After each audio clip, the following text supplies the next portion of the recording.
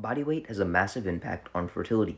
It does appear that obesity and excess body weight can cause infertility, but being underweight can also induce infertility, meaning being underweight, overweight, and obese all have detrimental effects on reproductive function. If we look a little bit deeper, the main determinants of fertility are the production of the reproductive hormones. It all begins in the brain by the production of gonadotropin-releasing hormone, which stimulates the pituitary gland to release follicle-stimulating hormone and luteinizing hormone. And in the men, this induces spermatogenesis, and in females, this induces ovulation and egg development. Leptin is one of the main driving factors for excess or a deficiency of body fat, inducing infertility. Leptin is released from the fat tissue, and the more fat tissue we have, the more leptin we release.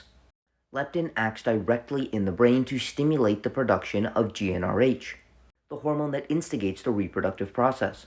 Chronic starvation and low body fat levels lead to reduced GnRH production due to reduced leptin production.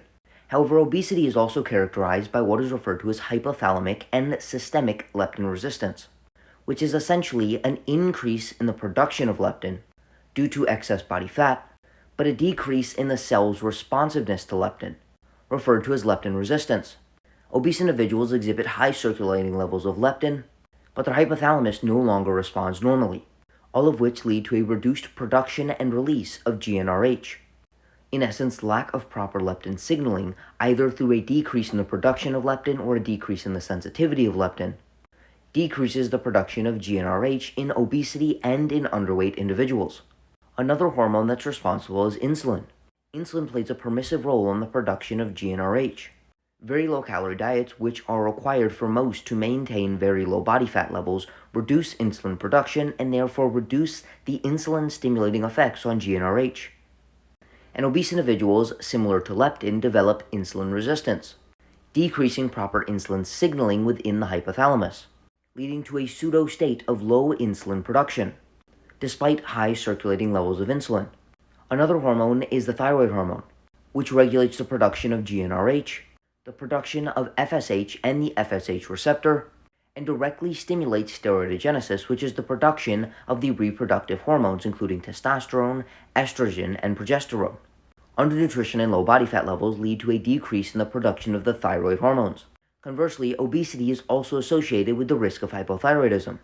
However, it's unclear whether this hypothyroidism was caused by obesity or the obesity was caused by the hypothyroidism, which slowed down one's metabolism and made them more susceptible to gaining weight. With that being said, on average, obese individuals have lower levels of thyroid hormones. Next thing we can talk about is the aromatase enzyme, which catalyzes the conversion of testosterone to estrogen. The more body fat we have, the more estrogen we are producing, via the conversion of testosterone into estrogen. Estrogen plays an inhibitory role on GnRH secretion, meaning estrogen essentially turns off the production of GnRH, referred to as negative feedback. Thus, excess adiposity leads to excess estrogen, leading to a reduction in GnRH, which can negatively influence reproductive function in men and women. And finally, one that is very specific to obesity, obesity increases the production of inflammatory cytokines, leading to low-grade chronic inflammation. Inflammation is a major cause of infertility in women as well as in men. Therefore, these high levels of inflammation in obesity increase inflammation and decrease reproductive function.